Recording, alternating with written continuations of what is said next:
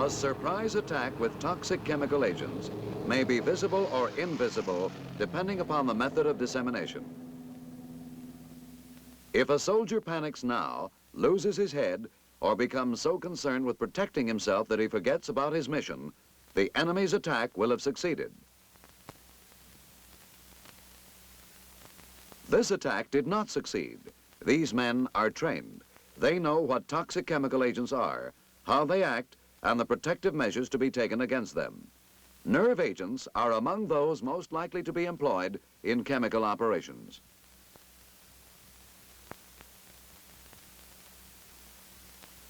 Nerve agents. You will be shown how you can protect yourself against these toxic chemical agents, GA, GB, V, and others. They are usually clear, colorless liquids that evaporate and form invisible clouds.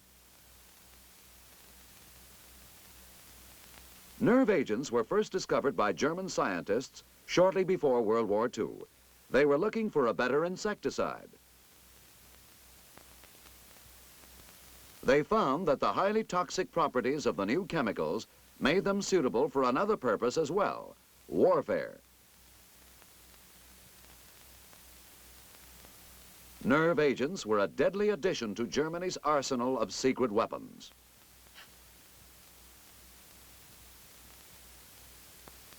May 1945. The Allied armies pushed deep into German territory. Contrary to many expectations, the German defenders did not resort to toxic chemical agents.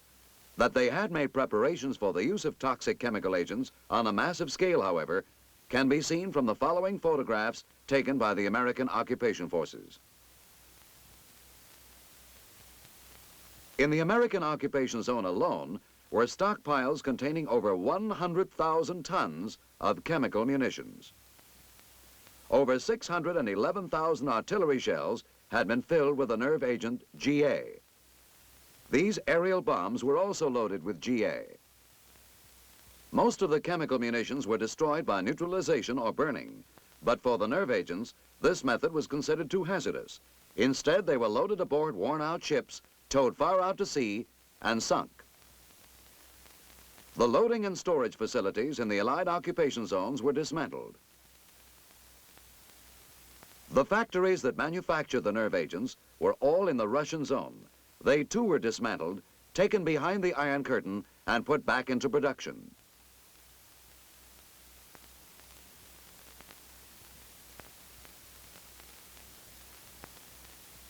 Here is a demonstration to show you the rapid, deadly effects of a nerve agent on a goat. The dust and smoke you see are from the exploding round. The nerve agent is invisible.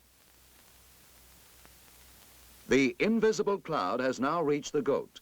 In a short period of time, it will be possible to see its effect. The visible symptom here is a loss of coordination. The goat's muscles begin twitching. The trembling and twitching of the animal's muscles will soon become full-scale convulsions.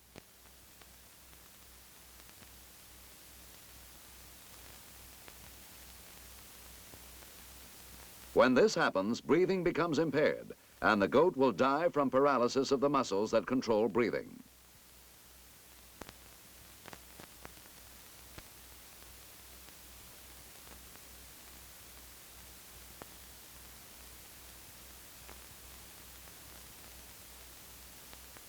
The total time, less than 2 minutes.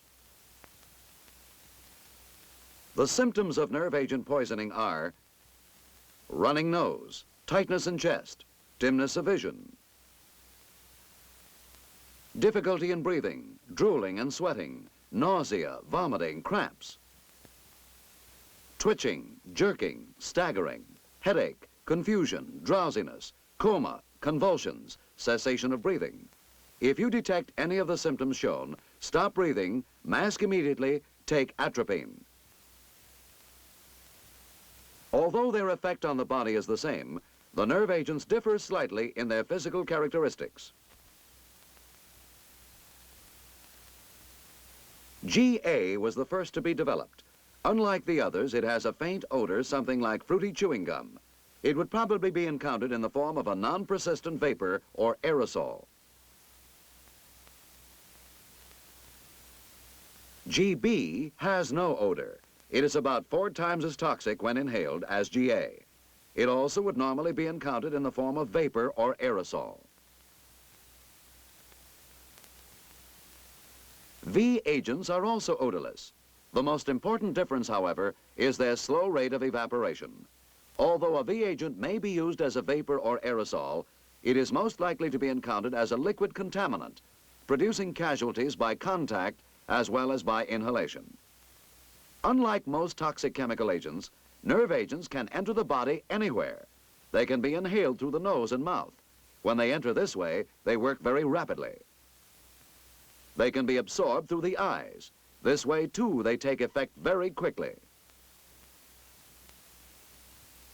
When absorbed through the skin, they do not take effect as quickly, but the effects are the same. Nerve agents act upon the muscles through the nervous system. Every movement of the body depends upon muscles. Voluntary, those which obey our commands.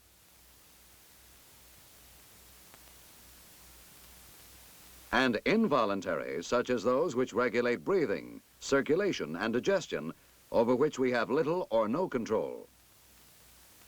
The release of acetylcholine from nerve endings is responsible for muscular contraction. Acetylcholine causes the muscle to contract. Cholinesterase, a second chemical, causes the muscle to relax. The cholinesterase combines chemically with the acetylcholine, causing it to break down into waste products. When the acetylcholine has been removed, the muscle can relax. Here's what happens when a soldier has been exposed to a nerve agent. This soldier doesn't know it yet, but the artillery rounds that have been exploding upwind contain nerve agent.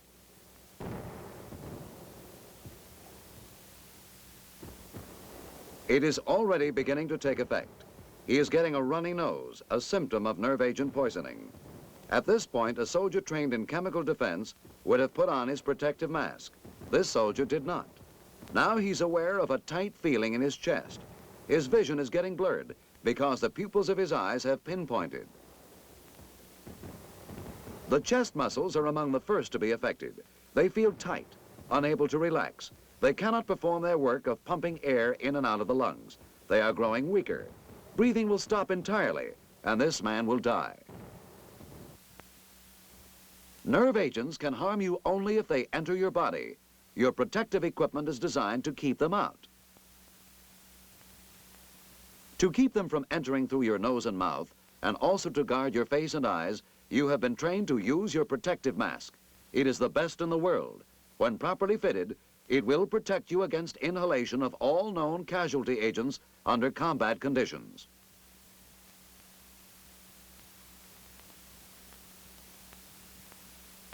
With nerve agents, speed and masking can mean the difference between life and death.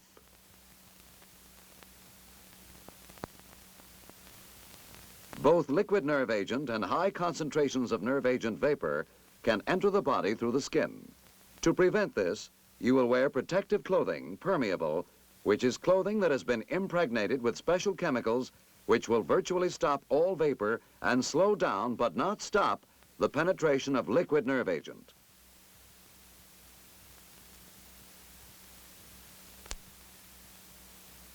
Certain specialized units will be provided with impermeable clothing.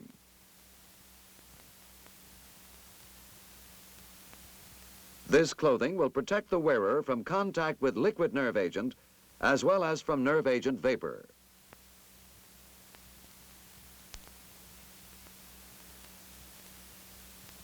As soon as the mission permits, clothing should be very carefully inspected and, if possible, decontaminated. Splashed areas may be cut or torn away.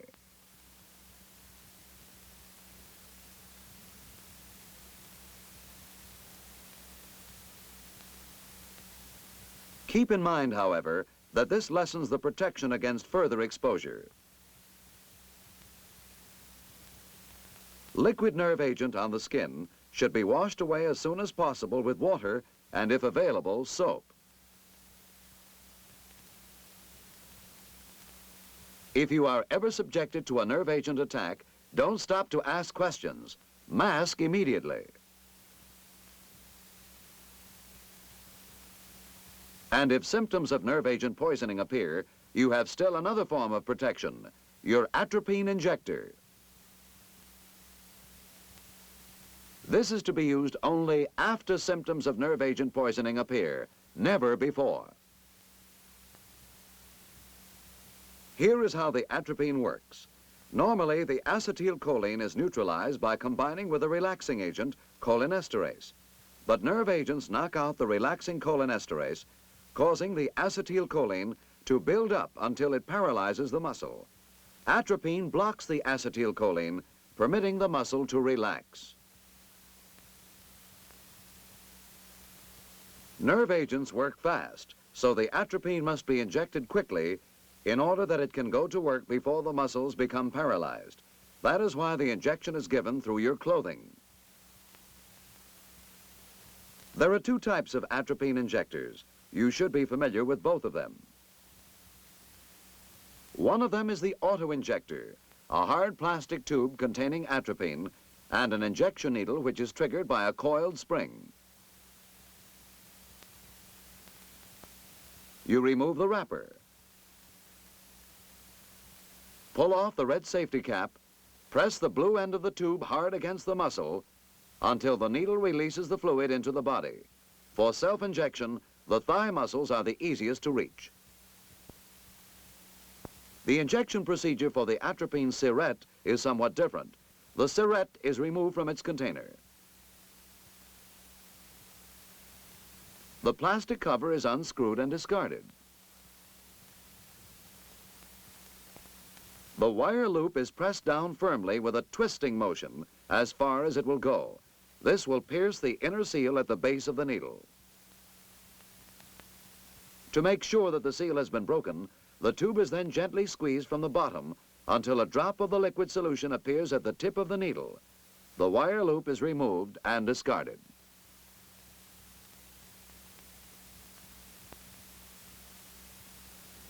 The needle is injected into the muscle. The injector is grasped at the point where the needle joins the tube. The tube itself must not be squeezed until the needle has been completely inserted. Then the tube is squeezed slowly until the entire contents have been injected. Atropine will be given at 10-minute intervals. Normally, only a medical officer would give more than 3 atropine injections. If medical help is not available and the casualty obviously needs it, additional atropine will be ordered administered by the officer or NCO in charge as long as necessary.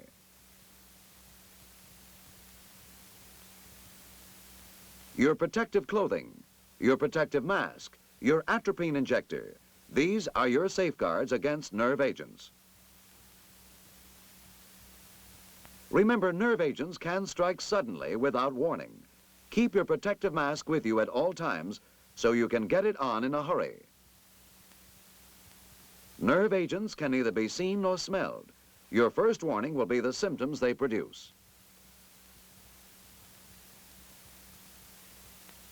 A runny nose, a feeling of tightness in your chest and throat, or blurring or dimness of vision.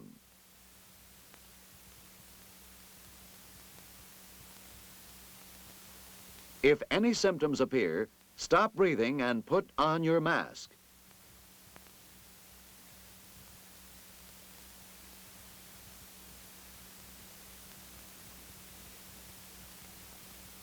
Give the alarm.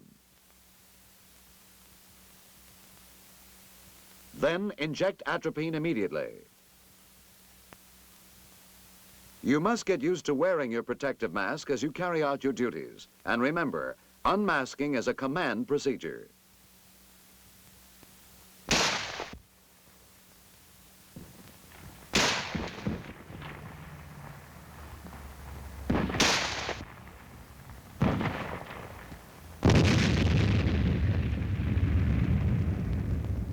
If liquid agent has splashed on your face or in your eyes, it must be removed fast. Stop breathing, flush your face with water, and mask.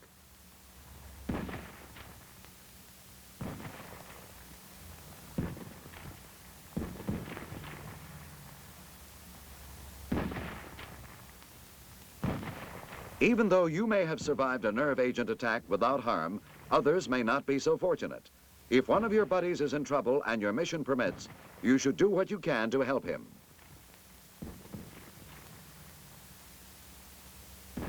This nerve agent casualty is still breathing. If you act fast, you can save his life.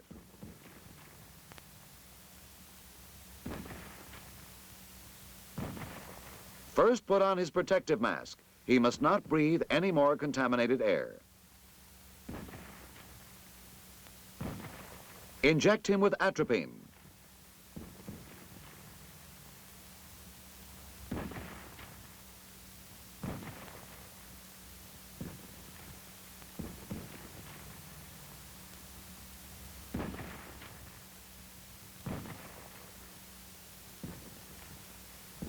Then continue your mission. You have done all you can for the time being. But suppose you find a soldier who exhibits severe symptoms of nerve agent poisoning. For him, atropine alone is not enough. First, turn him so that he lies on his back. At this stage, he will be breathing with great difficulty or not at all. Now, every second counts. Clear the mucus and other foreign matter from his mouth with your fingers so he won't choke.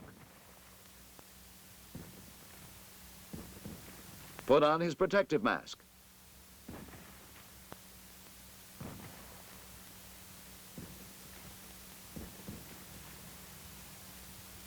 Next, give him an atropine injection.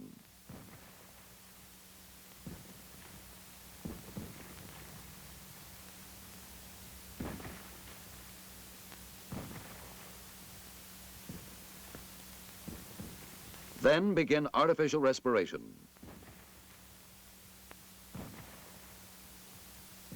Tilt his head back. Grasp his arms just above the wrists and place them over the lower ribs. Rock forward and exert steady, uniform pressure. This will force the air out of his lungs. Move his arms outward and upward above his head as far back as possible. This draws air back into the lungs. Repeat the cycle 10 to 12 times per minute at a steady, uniform rate. Since mouth-to-mouth rescue breathing cannot be performed, the chest pressure method being used here is preferred. This nerve agent casualty has been wounded.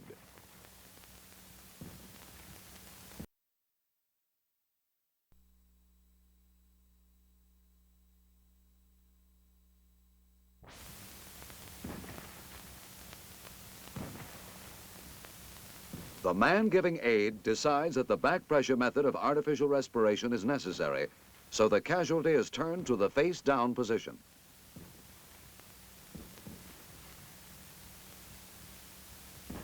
His face is turned so that it rests on his hands. His elbows are bent and one hand placed over the other. The mouth is cleared of mucus and foreign matter.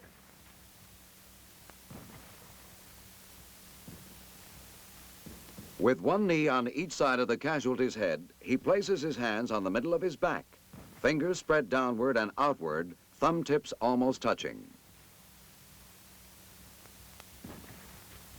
He rocks forward with a slow, even pressure until resistance is felt, releases the pressure quickly, rocks back and grasps the victim's arms just above the elbows. Continuing to rock back, he draws the arms upward until resistance is met, then lowers them and the cycle repeated. The important thing is to maintain an even, regular rhythm, as close as possible to that of normal breathing. Even though it may take some time for normal breathing to be restored, don't give up. If another person is present, he can take over, being careful not to break the rhythm. It is essential that the air passages be kept free of fluid. If fluid accumulates in the protective mask, it should be emptied out. Again, the mouth is cleared of mucus and foreign matter before the mask is replaced.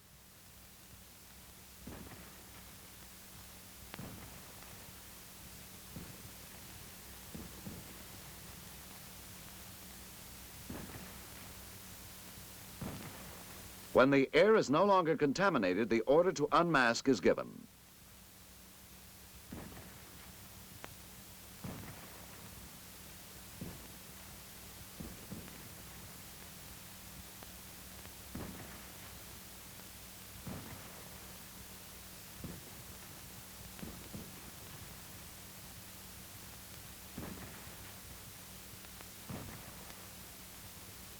Now the mouth-to-mouth method of artificial respiration can be used.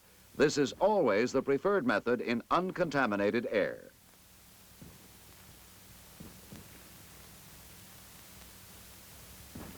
A second atropine injection is given 10 minutes after the first one. A third injection may be given after 10 more minutes. The administration of atropine should be stopped when the symptoms of nerve agent poisoning begin to diminish. A dry sensation in the mouth is a sign that sufficient atropine has been given at that time.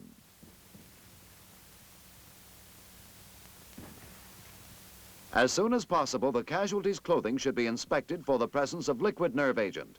If any is discovered, it should be decontaminated. This applies to everyone who has been subjected to a nerve agent attack.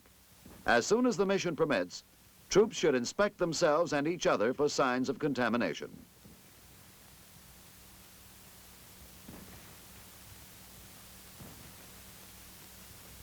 Following an attack, nerve agents must be assumed to be present until proven otherwise. Protective masks are worn until the order is given for their removal.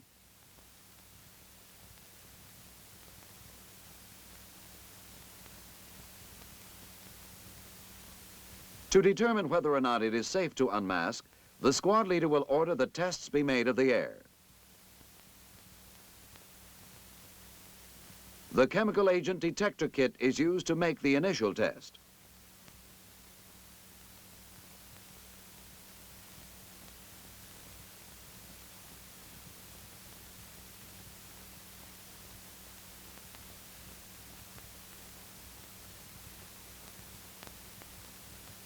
If the test is negative, the squad leader will have 2 or 3 men remove their masks for a period of 5 minutes.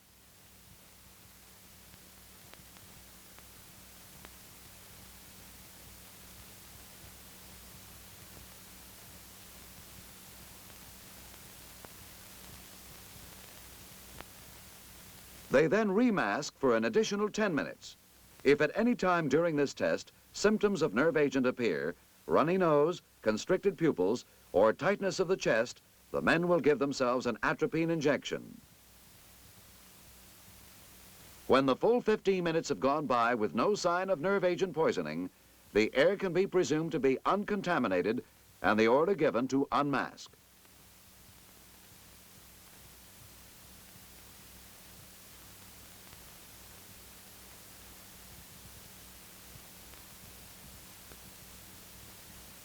If no chemical agent detector kit is available, the test is made in the following manner.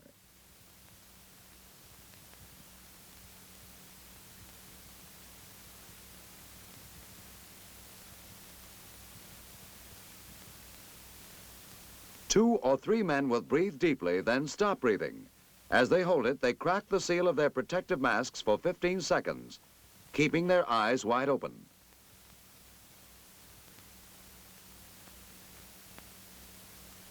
The men reseal and clear their masks.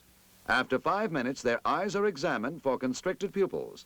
If these are found, the men are immediately given an injection of atropine.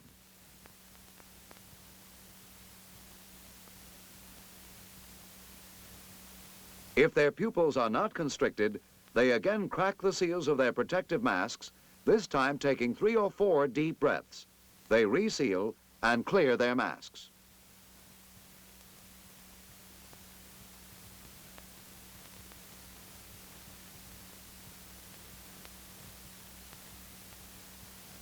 Five minutes later, the men are examined again.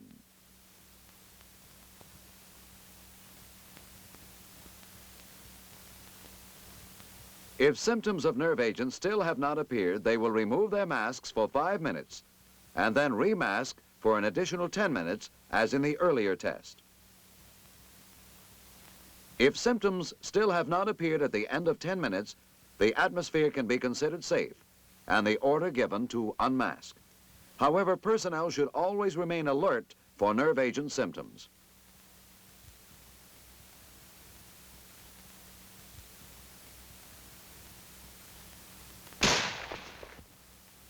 There is always a possibility of a nerve agent attack. If it should occur, you know what to do. You have learned the characteristics of nerve agents. You have been shown how they act upon your body and the steps you must take to protect yourself.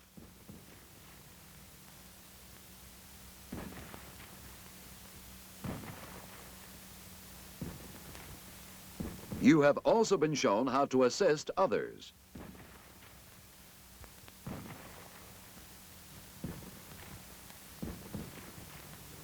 Remember, when the enemy employs nerve agents, it will be for one reason: to prevent you from carrying out your mission, either by killing or incapacitating you, or by making you so engrossed in protecting yourself that you forget everything else.